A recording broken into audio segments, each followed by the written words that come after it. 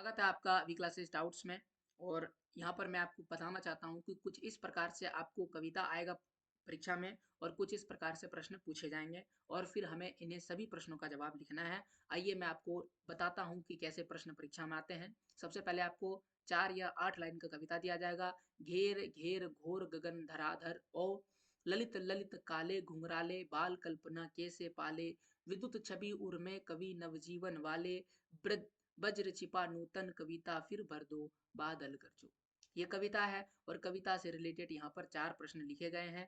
पहला जो 2 प्रश्न है वो 2 नंबर के लिए है और बाकी जो 2 प्रश्न है वो 1-1 नंबर के लिए है। यानी ये टोटल जो है 6 नंबर के लिए प्रश्न आपसे परीक्षा में आएगा।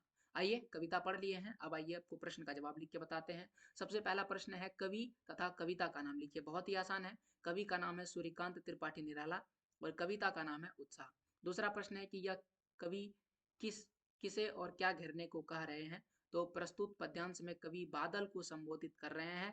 कवि बादल को ग्रीष्म से आकुल जनजीवन पर जल बरसाने को, आकाश पर छा जाने को कहते हैं।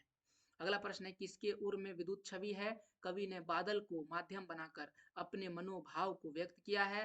वे कहते हैं कि काले काले उमड़ते मेघों के हृदय में विद्युत छवि विराजती है।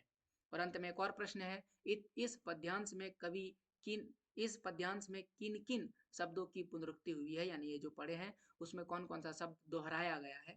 तो इस सवाल का जवाब लिखेंगे। पहला घेर घेर ये शब्द दोहराया गया था और दूसरा ललित ललित ये शब्द दोहराया गया था।